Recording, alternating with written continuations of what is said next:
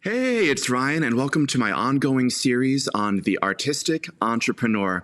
Now, my goal here is to reach fellow creatives like you who are actors or singers, filmmakers, improv performers, comedians, all those great jobs in the arts. And I want to share some advice and some stories about different ways that you can actually use your craft to support your art. So I'll be sharing some of the tools that I've been using to bring in some extra cash that I actually use to pay for my voice lessons. And I'll be joined with some friends and colleagues in the industry who I've handpicked specifically because they have built parallel professions or great side hustles that actually utilize their performing skills, these skills that they've been training and using almost their entire lives for some of these friends. And one of the most fulfilling things I think we can do in life is to share our journey and our learned experience and help others along the way. So I hope you'll continue to follow along and let me know what you are doing to succeed in your art, both creatively and financially. And I'm so excited to bring onto the show Jenna Lea Scott. Jenna is a performer in the Boston area, the New England area, and she has a parallel profession that is just absolutely fascinating to me. It's called standardized patient work, and I really don't totally understand it, so I just want to bring Jenna in right now and welcome. Good to have you. Thank you, Ryan, for having me. I'm very excited to be here. Awesome. Now, I first became familiar with the name Jenna Lea Scott because my partner Brian performed in a show with you at Greater Boston Stage Company in Stoneham, which is a local professional theater we have in Massachusetts. What show was that you did? It's a Wonderful Life, and it was a wonderful experience. Oh, terrific. What are some other recent performing jobs or highlights of your performing career you can let our audience know about? Sure. I would say like my home base in the Boston area is probably Wheelock Family Theater, Oh, they're and terrific. Yeah. Mhm. It's right near the Fenway area, and they're currently with BU right now, and so it's a really great family-oriented theater company that I kind of felt like that was kind of my training ground. One of my big performances there was playing Tracy Turnblad in Hairspray, and so that was an amazing experience, just being someone who's not usually a person who tells that story, and so that was great. And more recently, I was just in the production of A Christmas Carol at Trinity Rep in Rhode Island. Oh, fantastic. Do you do any other singing work or voiceover work? Your voice is just so crystal clear. Oh, that's so funny. I actually am going to be coming out with a video game like this spring, I think, is coming out. So it's so funny. I played two characters in that, and that was something that was so cool to kind of go into a recording studio. That's awesome, awesome. Now, of course, I brought you in because you found this niche of a very interesting career, and I've only heard rumors of this sort of thing existing. And it's called standardized patient work, and just please fill me in. I'm a complete beginner to this world. I have very little information about it. Well, my short answer is always I get to pretend to be sick for a living. Uh, and then also, I love the reference because I think this is something that we all think about is that Seinfeld episode where Kramer gets gonorrhea and something that he has to pretend to have for medical students to kind of ask him questions and see what symptoms he has so they can kind of figure out what might be going on.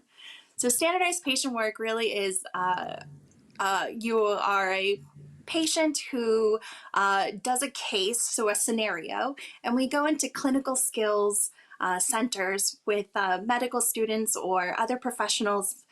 We work with all different types of people, but we create an environment where the professional or the student can practice in terms of interviewing patients or people who are having problems. And so that environment is a very safe place for them to get a chance to practice their skills or learn new ones. How did you stumble into this? That's a great question. I had heard about standardized patient work when I lived in Philadelphia. I was an apprentice at one of the theaters down there, and many of the local actors had done this work, and I kept hearing about it, especially with Philly having so many hospitals. And Uh, so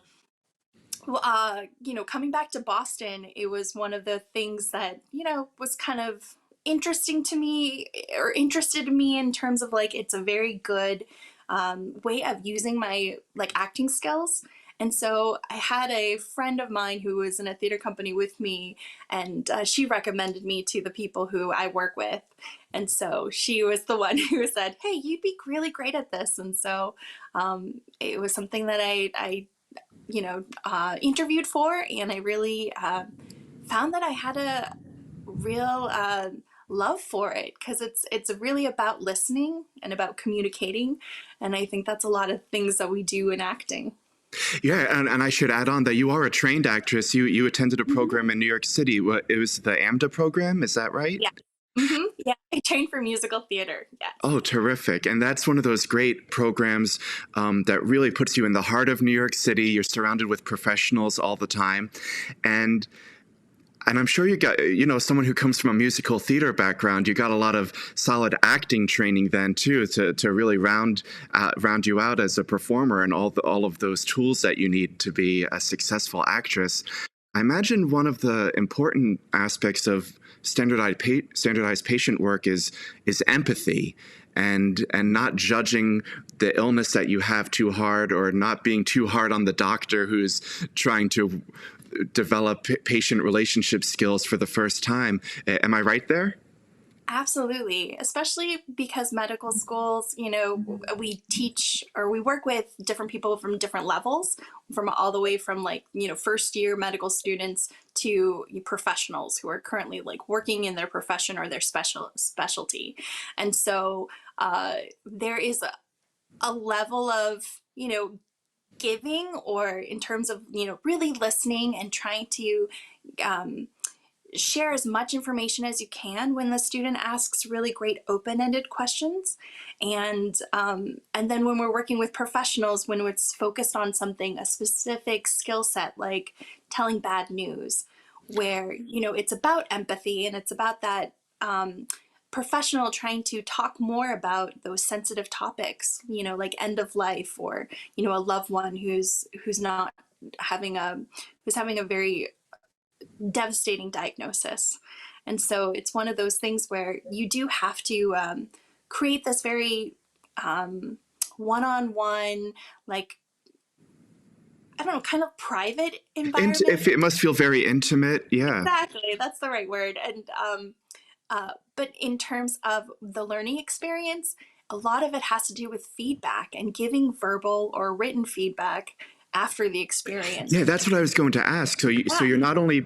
I was wondering, is there someone else in the room that's observing you? But it sounds from what you just said that you're the one who's actually not only trained to take on the persona or the ailment that has been prescribed to you, but then you're giving feedback to the training doctor as well. What sort of process is that? Yeah, so in the simulation, what's interesting is that it looks just like a medical, office. So there is going to be a medical bed and a computer and a sink to wash your hands. And the thing is that it's also incorporating sound equipment and video cameras. And those are typically for the students to use to, either review and watch themselves in the interaction so that they can learn from that, as well as for faculty members or people who are running the project to review and analyze, how they did, and be able to give feedback that way. But for us as patients, right after the experience, we have an opportunity to talk from the patient's point of view, how they made us feel, and certain ways they ask questions sometimes. We tell them, that sounded a little judgmental when you asked right away, do you drink alcohol? And so we usually say, a very nice transition would be like, I like to ask you about your social habits. Do you drink alcohol? Like those kind of like things that are helpful when you're communicating, when you're trying to ask questions that are sensitive.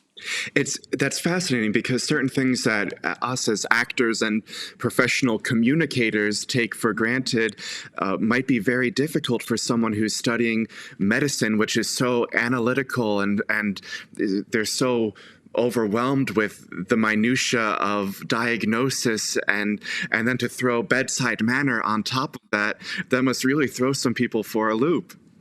Yeah, I definitely understand when the medical students are so concerned about how to solve the problem. I really want to know what's wrong with this patient. And the way these cases or scenarios are written, they're specifically open for a lot of possibilities so that the student really keeps it, it could be so many different things, but they do need to really talk to that patient as a person and not just a problem to solve. So, is the goal of it sounds like there are many goals in the simulation. Is the goal to have the doctor accurately diagnose you? And do you have to do a lot of research onto a specific ailment if you're inhabiting someone with diabetes to be diagnosed or something very specific? Or is it more about the process in which they are diagnosing you? So there are different goals for different, facilitators. So I would say that the faculty, it's all about them watching the students or the professional to, um, you know, watch them incorporate their skills with their medical knowledge and things like that, so that they're telling this, the patient correct information. But for the standardized patient and what we come from, we're really talking about the empathy and how the patient feels and their point of view in terms of how this information is shared. So we talk about things like, using medical jargon.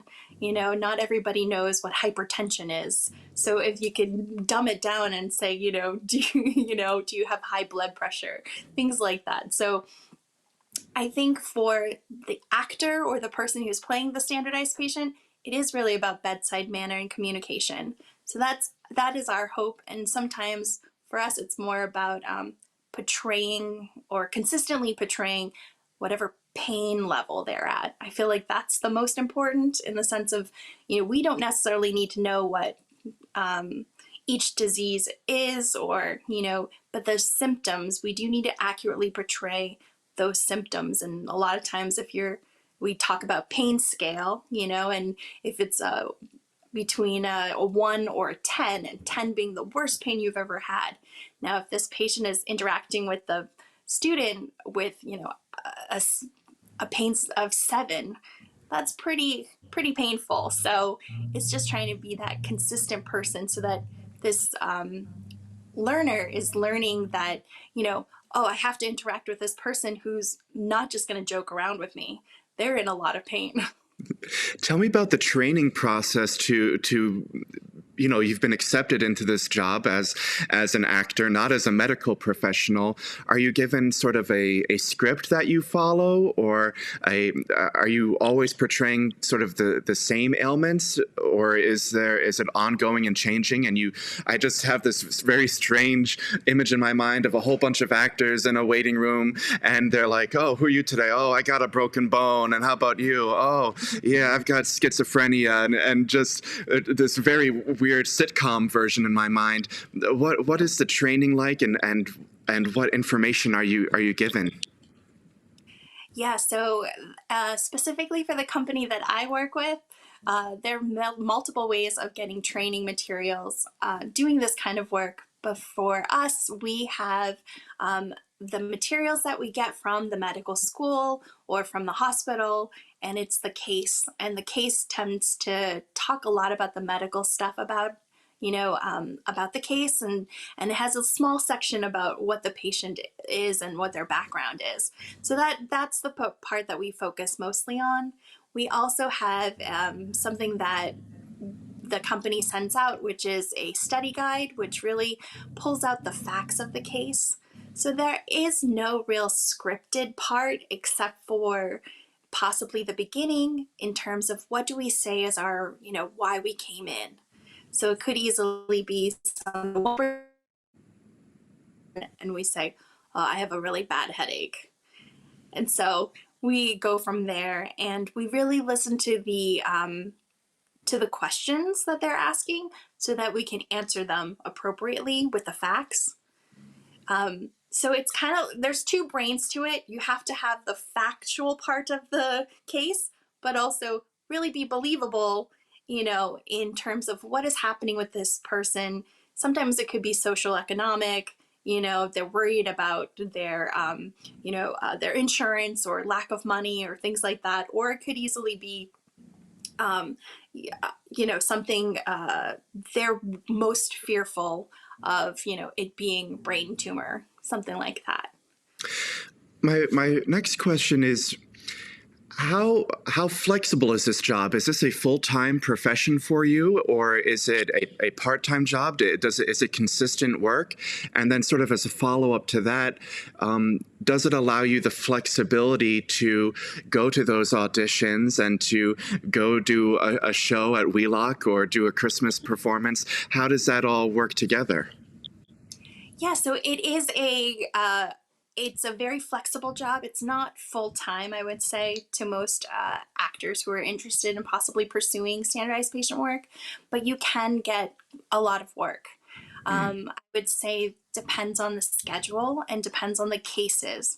So in terms of, like you were saying about, actors and all the possible diagnoses that they could have, a lot of it has to do with your age in terms of what you might be dealing with at that age group. So someone who might be geriatric is dealing with something very different than someone who might be in their 20s and 30s. And so those kind So of so they really are they are typecasting you a bit too.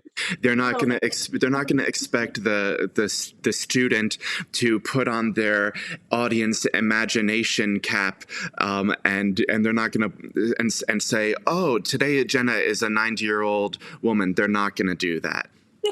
They tend not to, but I do have to say, because of the pandemic, it was a lot harder sometimes to get people who are older before we had the vaccine. So I do have a gray wig. I do have to play 90 something years old. But oftentimes it is more authentic when you get to actually work with someone who might possibly have this background. Sure. Mm-hmm. Is it mostly actors as colleagues? Do you know many of the other standardized patients, or do they come from various different fields? They do come from various different fields. I would say majority of them are actors. Either they're SAG actors, they're equity actors. There are many people who are professional, and then there's also people who are more community theater type people who want to do it on the side.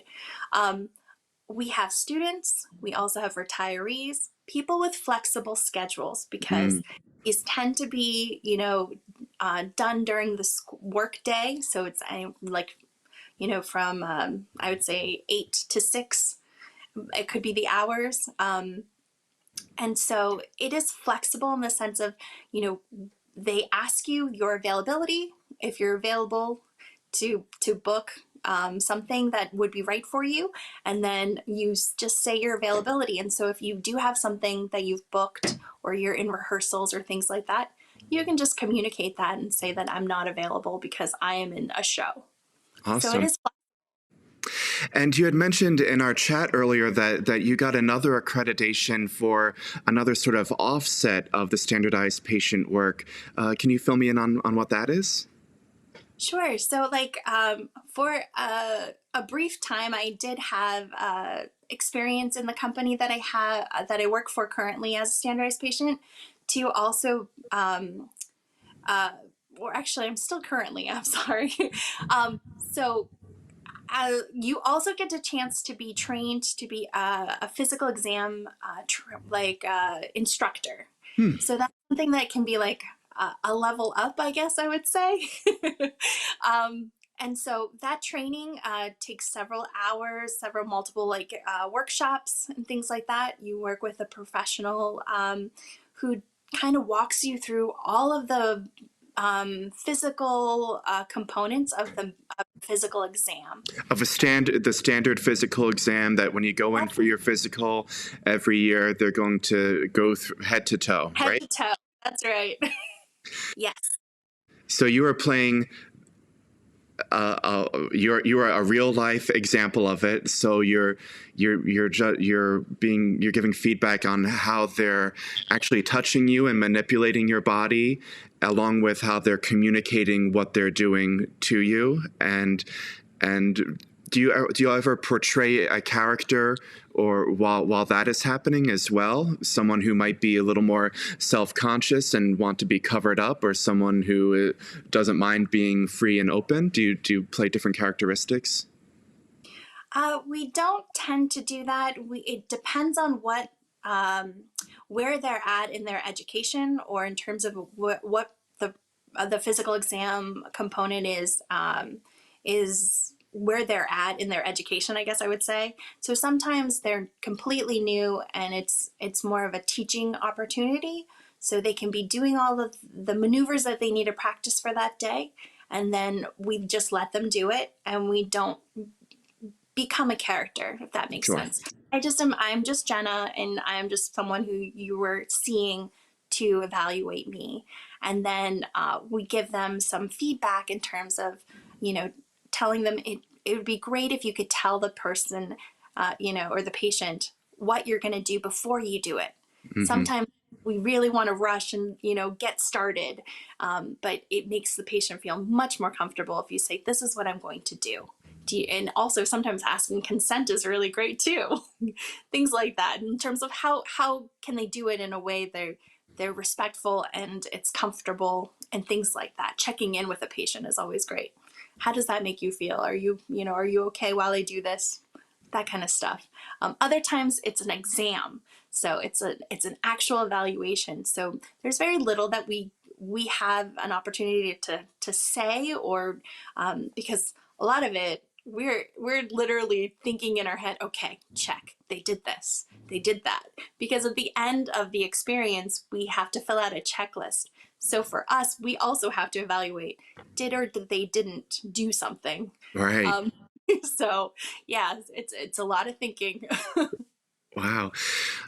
For someone who's just considering this, and this is brand new to them, of course, you're not a hiring expert, but where do you find the resources to see if these jobs exist? Yeah, I would really just Google standardized patient in your area, Right? because we'll have specifically either directly from a school or a hospital, they are specifically looking for it, or there are companies like mine that also just have contracts with these organizations, and they hire actors and train them, and then they can fill in, kind of like a casting agent, I guess I would say. Sure. Yeah. Jenna, do you have any other words or notes or anything that we didn't discuss? I really think I have a pretty clear idea of what this is, and it's just been totally enlightening. And I can just tell from speaking with you that you have such a calming and open demeanor that must clearly make you a very good standardized patient to allow someone who might be a little nervous or green to this one-on-one interaction to be that welcoming presence to guide them along the way. Any other words of advice or wisdom? Sure. I think one of the things that we definitely talk about right before we kind of transition into the feedback, especially when we've played a character who is very irritated, or they're just in a very tough mood, is to kind of be that positive person, because sometimes this is their first time, talking to a patient, or doing this simulation. Sometimes what's great feedback for us as actors is, at the end of the experience, they said, wow, that felt real. Mm, And that's amazing, because, it really is about communicating one on one. I know there's cameras and there's microphones, but we do tend to feel there are moments of connection. And a lot of that has to do with positive verbal empathy. And so those skills that we're trying to teach the medical students in terms of how to treat patients, those skills I actually have to take on for myself to give feedback. And I want to tell the student that, they did a really nice job with this or that, and so that it's encouraging and not scary when they get that feedback, like, you might want to think about possibly, doing this next time, versus you didn't do this, you didn't do that. And so it is, I think it's so helpful, especially for actors who do get that criticism or they get feedback in acting classes and things like that. It's another way of also kind of checking in with yourself. How do I receive feedback? When I get notes from the director or when I get notes from stage manager, you know, um, I think it's super helpful in terms of it's also so much a practicing of listening, and that has been so helpful, especially since I have a stage background mostly, but it has really informed my film and TV. So I've had more opportunities doing that because it is so small. It's one on one. It's not about turning out and those kind of things. I gotta cheat out. Yeah. Like, no, you To don't. everyone. I'm very sick, and someone needs to help me today. I have a rash right here. It's not that. It's not that, and I think that's really helpful sometimes because it becomes more of connecting with somebody, and that's really what acting is about. And even just talking to people, like, this has been such a great experience to kind of talk to you, Ryan, and talk about what I do, because I think it's an opportunity for people to just share their experiences. And that's sometimes what theater and acting is about too. I'm glad you wrapped it all up because I didn't have to, because that's how I was going to wrap it up. I was going to say, Oh yeah. How does this job continue to serve your career and your sense of artistic fulfillment and build upon skills? And this is a really great example of something that's so separate yet so connected at the same time. To hear that it builds upon your one-on-one connection, and especially I see that for film acting, which is that sort of hyper realistic moment to moment communication. Fantastic, Jenna, fantastic. Thank you. Well, it's been an absolute pleasure having you on the show, and I hope some people will get some solid information from here as they're exploring, like I said, side hustles and other professions that can actually use the skills that you've been training for your whole life. So thanks for filling us in today. Wonderful. Thank you for having me. My pleasure.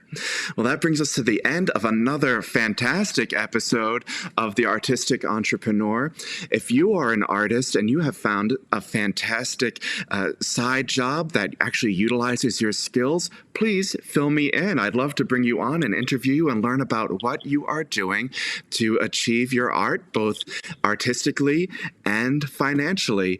So please communicate, post, and share this video with other artists and other maybe parents of struggling artists that might be wondering, what am I going to do with that BFA or that BA or that degree in theater arts that I've been using my whole life? There are so many opportunities out there, and I hope I can just continue to open your eyes and ears to the possibilities that are around us every day. I'm Ryan, and have a great day.